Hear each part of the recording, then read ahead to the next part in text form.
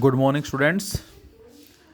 After magnetic force on a moving charge, we have the next topic that is known as Biot-Savart's law. तो बेटा next हमारा जो topic है that is Biot-Savart's law and it's applications. Very very important और काफ़ी तरह के questions हमें इसमें आगे मिलेंगे बेटा. तो बच्चों बायोट और सावर्ट्स ये दो साइंटिस्ट हैं और जिन्होंने मिलकर एक लॉ दिया है और उस लॉ को हमने यहाँ बायोट-सावर्ट्स लॉ का नाम दिया है. और इस लॉ के ज़रिए हम किसी स्मॉल पोर्शन में, किसी स्मॉल सेगमेंट में जो करंट फ्लो कर रहा है उसकी वजह से सराउंडिंग में जो मैग्नेटिक फील्ड डेवलप हो रहा है बेटा उसकी वैल्यू कैलकुलेट करेंगे. और ख़ास बात यह है कि लार्ज कंडक्टर के लिए हम उसको इंटीग्रेट करके फील्ड स्ट्रेंथ की वैल्यू को फाइंड आउट कर सकते हैं. और स्टेट तो ये कहता है कि किसी भी वायर के सराउंडिंग में एक फील्ड प्रोड्यूस होगा. अब उस फील्ड की स्ट्रेंथ कितनी होगी उसको हम बायोट-सावर्ट्स लॉ की हेल्प से फाइंड आउट करते हैं. तो इस बायोट-सावर्ट्स लॉ में हमारे पास एक स्मॉल पोर्शन है किसी वायर का जिसको हमने एक्स वाई का नाम दिया है और इसमें किसी भी सोर्स ऑफ ईएमएफ के थ्रू जो है वो करंट आई फ्लो कर रहा है बेटा. अब इस लेंथ में हमने एक स्मॉल लेंथ मानी और भी स्मॉल लेंथ जिसको आप सी डी का नाम दे सकते हो. This is the very small length. यदि ये लेंथ एल है तो ये जो लेंथ है बेटा ये कितनी होगी, डी एल होगी. इसको आप नाम डाल सकते हो सी एंड डी. और इस सी डी पोर्शन में जो करंट फ्लो कर रहा है वो कितना है, आई. तो यहाँ जो सी डी है इसको हम बोलेंगे बेटा I D L. And this I D L here is known as current element. इस आई डी एल को बच्चों हमने यहाँ क्या नाम दिए है, करंट एलिमेंट का नाम दिए है. So what is the meaning of current element? तो answer is it is the product of current and small segment of the length is known as current element. ये बेटा करंट और स्मॉल सेगमेंट जो है लेंथ की उनका product जो है उसको बोलते हैं करंट एलिमेंट.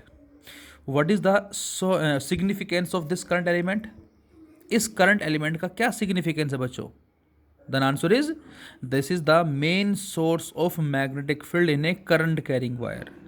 ये किसी भी करंट कैरिंग वायर में मैग्नेटिक फील्ड का एक मेन सोर्स कहलाता है.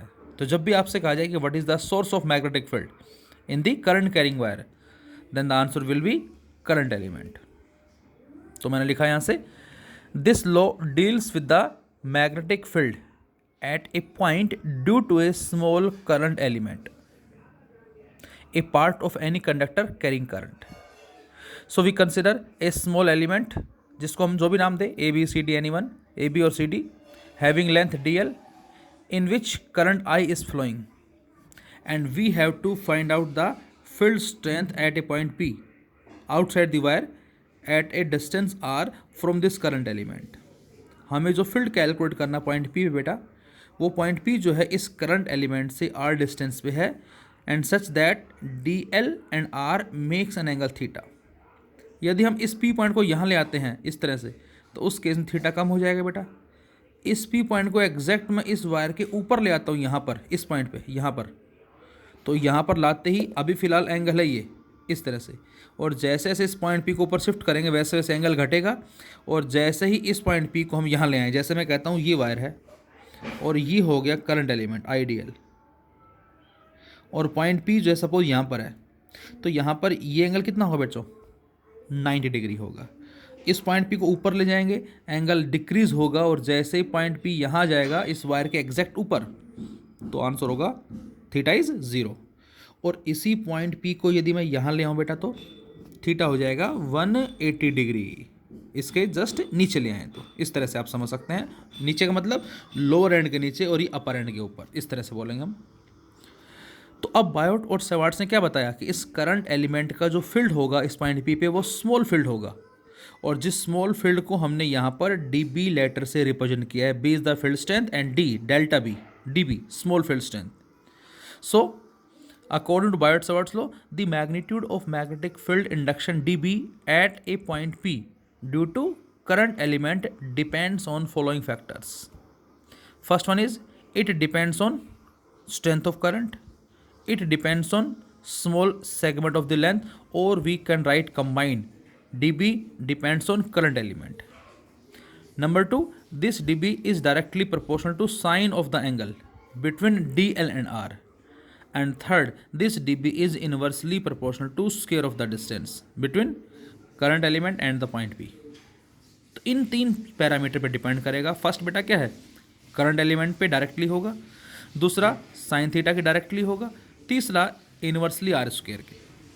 और इस डायरेक्टली को हटा के हमने कांस्टेंट लगाया K, I D L sine theta by R square, and in CGS system the value of K is 1, so D B equal to I D L sine theta upon में R square. But in SI system K equal to mu naught upon 4 pi. जैसे electrostatics में आपको ध्यान होगा के क्या होता है बेटा, the value of K is equal to 1 upon 4 pi epsilon note.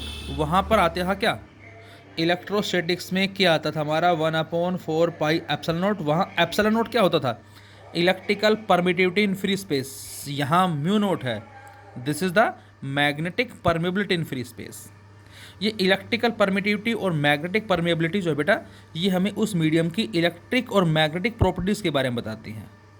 किसी मीडियम की इलेक्ट्रिक और मैग्नेटिक प्रॉपर्टीज़ के बारे में जो बताती हैं उनको E naught and mu naught का नाम दिया हमने। वहाँ इलेक्ट्रिक फील्ड था इसलिए ई नोट, या मैग्नेटिक फील्ड है म्यू नोट। 4 पाई कॉमन है, that is the solid angle. तो यहाँ से हमारे पास आंसर आ गया D B equal to mu naught upon 4 pi I D L sine theta upon में आर स्क्वायर। अब बच्चों इस फॉर्मूले को यूज़ करके हम फील्ड कैलकुलेट करेंगे। किसी भी करंट कैरिंग कंडक्टर के बाहर सर्कुलर वायर हमें दे दिया है, उसके मिड में निकालना है magnetic field along the axis of the circular coil carrying current as well as in many other cases. तो यहाँ से के की वैल्यू हमारे पास होती है बेटा, that is mu naught upon 4 pi and it will be equal to 10 की पावर -7। तो न्यूमेरिकल्स में हम इस के को 10 की पावर -7 से रिप्लेस कर देंगे। और वेक्टर फॉर्म में कैसे लिखेंगे बच्चों इसको, D B equal to mu naught upon 4 pi I. हमने इस इक्वेशन को आर से डिवाइड कर दिया और आर से मल्टीप्लाई कर दिया इसको। तो जब आर से डिवाइड करेंगे, आर से मल्टीप्लाई, तो नीचे तो आर क्यूब आ जाएगा, ऊपर क्या आ जाएगा, ऊपर आ जाएगा D L R sine theta. और मैंने बताया था आपको कि जब भी कभी लिखा हो ए बी साइन थीटा, उसको A vector cross B vector लिख सकते हैं। Same D L R sine theta को क्या लिख सकते हैं हम, D L vector cross R vector.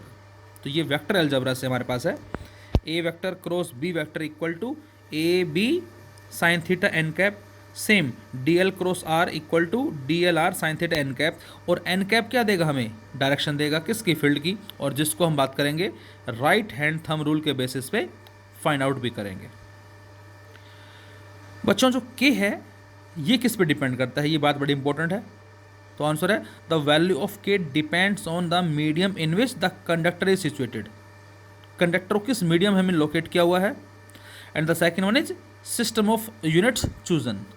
हमने किस तरह के सिस्टम ऑफ यूनिट्स को यहाँ पर चूज किया है, लाइक एसआई सिस्टम है या फिर सीजीएस सिस्टम है। अब बच्चों इलेक्ट्रोस्टैटिक से के होता है 1 अपॉन 4 पाई एप्सिलॉन नोट, जिसकी वैल्यू कितनी होती है 9 × 10 की पावर 9। इसकी वैल्यू कितनी है, दैट इज 9 10 की पावर 9। और मैग्नेटिज्म से के कितना है, mu naught upon 4 pi, that is 10 की पावर -7।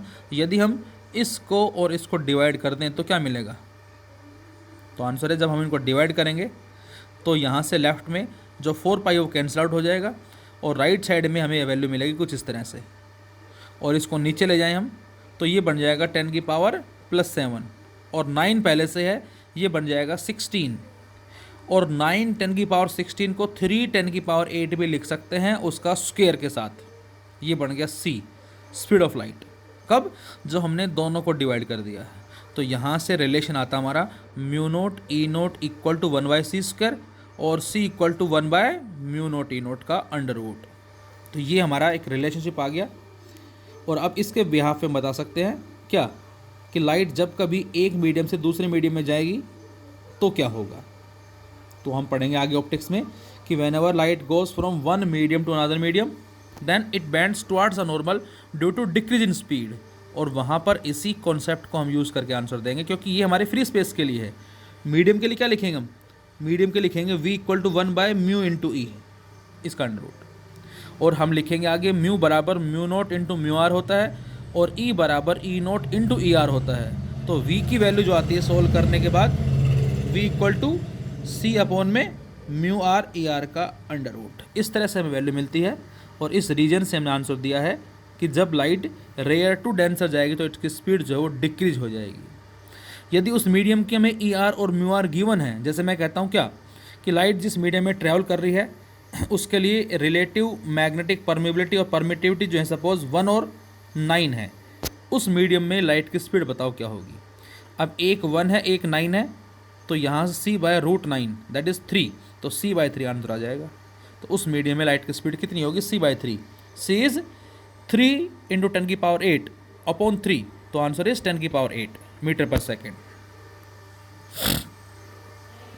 अब बच्चों अभी जो हमने बात की थी कि यदि थीटा की वैल्यू 0 हो, यहाँ थीटा क्या है, थीटा हमारे पास जो एंगल है बेटा वो किस किस के बीच का है, वो डी एल और आर के बीच का है।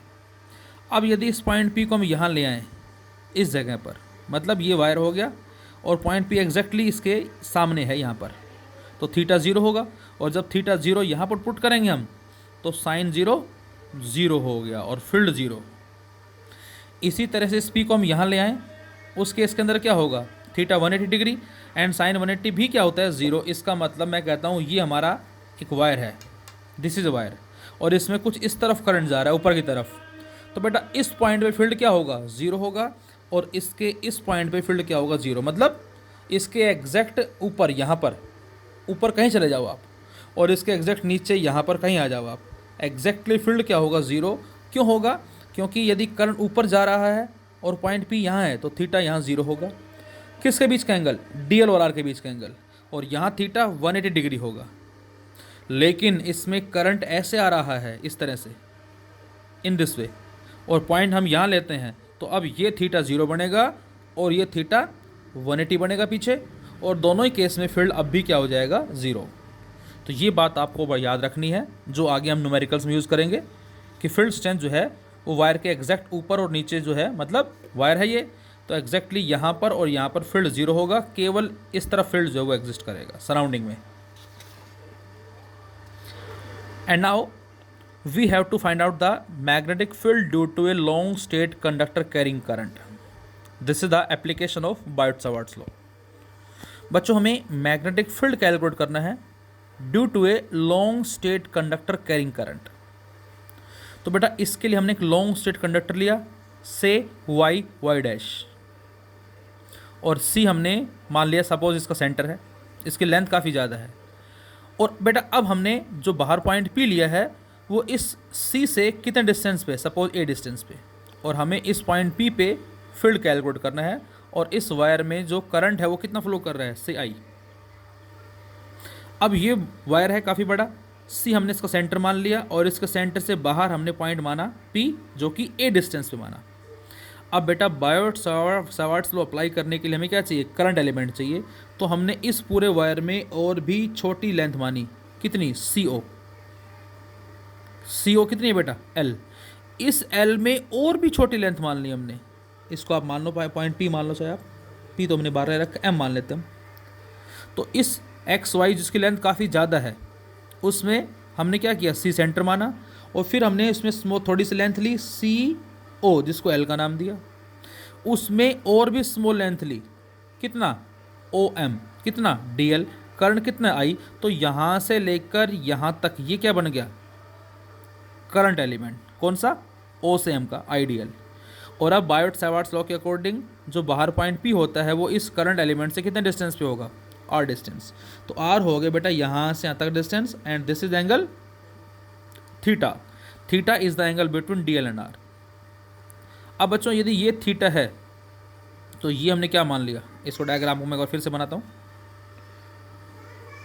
ये इस तरह से हो गया हमारे पास, सी पॉइंट है और ये पॉइंट हमारे पास ओ हो गया, एल हो गया, और इसमें जो लेंथ हमारे पास है दिस वन, ये कितनी है, डी एल, और इसमें आई क्या फॉलो कर रहा है बेटा, करंट, तो ये करंट एलिमेंट हो गया, और ये पॉइंट पी हो गया कुछ इस तरह से, आर डिस्टेंस पे है, और ये हमने ए डिस्टेंस माना हुआ है, ये थीटा मान लिया, और ये एंगल हमने क्या मान लिया बच्चों, फाई मान लिया, इस तरह से।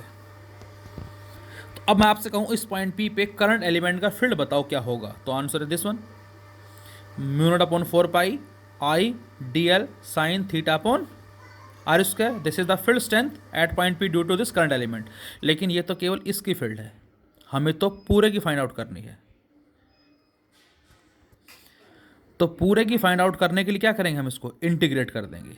तो हमने इस पॉइंट पी को ज्वाइन कर दिया इस वायर के लोअर एंड से, और इसी पॉइंट पी को ज्वाइन कर दिया इस वायर के अपर एंड से।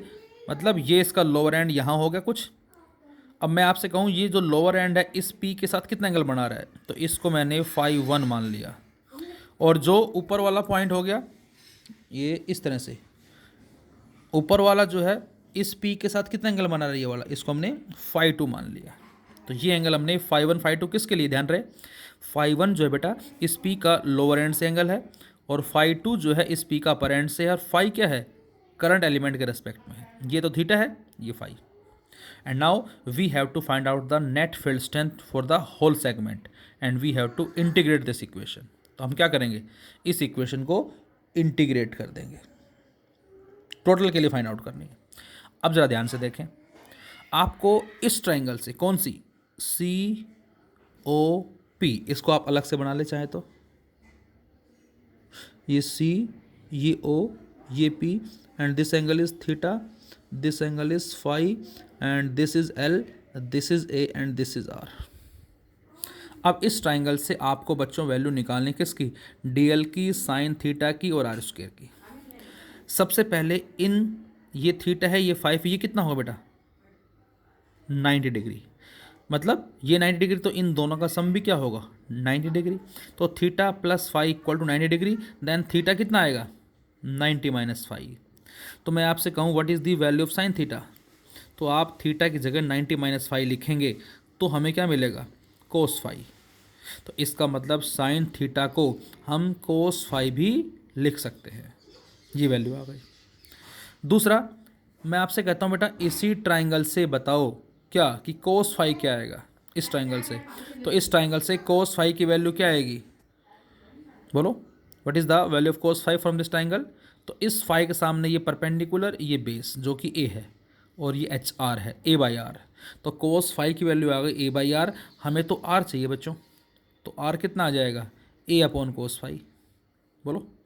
या इस कोस 5 को आप ऊपर भी ले जा सकते हो, जब कोस 5 ऊपर जाएगा तो आर क्या बन जाएगा, आर बन जाएगा ए सीकेंड 5। हमें आर स्क्वायर चाहिए, तो आर स्क्वायर को आप ए स्क्वायर अपॉन कोस स्क्वायर 5 भी लिख सकते हो, या इसको ए स्क्वायर इंटू सीकेंड स्क्वायर 5 भी लिख सकते हो, एक ही बात है। तो साइन थीटा पता लग गया, आर स्क्वायर पता लग गया, कब, जब हमने इसी ट्राइंगल से कोस 5 कैलकुलेट किया। अब जरा ध्यान से देखें, इस ट्राइंगल से टेन 5 क्या आएगा बच्चों, टेन 5 यहाँ से टेन 5 आ जाएगा एल बाई ए, क्योंकि ये तो एल है परपेंडिकुलर और ये बेस ए, तो L by A equal tan 5। तो एल कितना आ गया ए टेन 5। अब आप ये सोचें इस एल का क्या करने से डी एल आएगा, डिफरेंशिएशन। तो अब इस एल को डिफरेंशिएट करेंगे बच्चों हम विद रिस्पेक्ट टू 5, तो ये आएगा D L by D 5 equal to A, और टेन 5 का होता है बेटा सीकेंड स्क्वायर 5 इन डिफरेंशिएशन।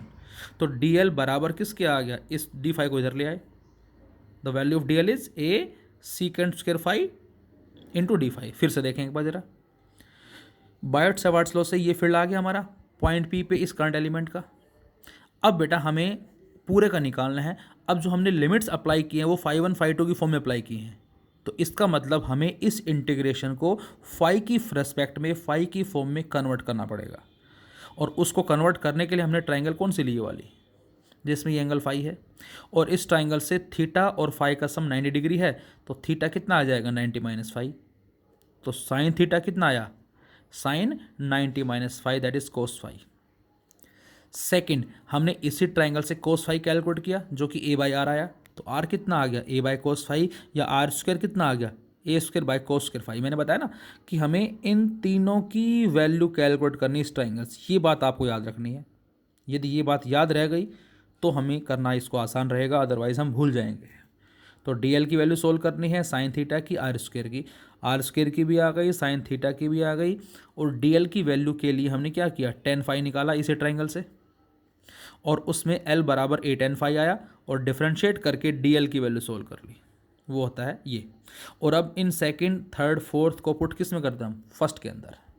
और जैसे ही सेकंड, थर्ड, फोर्थ को फर्स्ट में रखते हैं हम, तो हमें वैल्यूज़ मिलती कुछ इस तरह से, और जिसमें से सीकेंड वाली टर्म्स कट जाएंगी। सीकेंड स्क्वायर फाई, ये सीकेंड स्क्वायर फाई से कट गया, और कटने के बाद हमें वैल्यू मिली ये mu naught upon 4 pi I by A cos phi D phi. और अब पूरे का निकालने के लिए क्या कर देंगे, इंटीग्रेशन कर देंगे। लिमिट कहाँ से कहाँ, फाई 1 से फाई 2। अब बच्चों यहाँ पर जो लिमिट मैंने -φ1 लगाई है, माइनस क्यों लगाई बेटा, क्योंकि ये जो लोअर एंड है, सपोज मैं कहता हूँ ये पॉजिटिव आई है, तो नीचे क्या होगी, नेगेटिव आई। तो लोअर एंड जो है वो नेगेटिव एक्सिस के अंदर है, और अपर एंड जो है वो पॉजिटिव एक्सिस के अंदर है। तो मतलब मैं आपसे कहता हूँ ये -1, ये -2, ये -3, ये -3 है, ऊपर ये +3 है, तो ये एंगल और ये एंगल दोनों क्या होंगे, सेम होंगे। लेकिन मैं कहता हूँ ये -6 है, ये +2 है, तो ये दोनों एंगल अलग अलग होंगे यहाँ से। तो नेगेटिव एक्सिस के शो करने के लिए ही हमने यहाँ पर क्या लगाया, -φ1। तो लिमिट यहाँ -φ1 से +φ2, और कोस फाई का जो इंटीग्रेशन होता है दैट इज साइन फाई, और इस पर लिमिट लगाएंगे अब हम, upper limit minus lower limit, ये हमारा मेथड होता है। तो साइन फाई पे एक बार हमने क्या रखा, φ2 रखा, sine φ2 minus lower limit sine -φ1, और ये माइनस बाहर आ जाएगा, तो आंसर मिलेगा हमें mu naught upon 4 pi I by A sine φ2 plus sine φ1। तो ये हमारे पास कल आएगी वैल्यू किसकी, magnetic field due to a long straight conductor carrying current.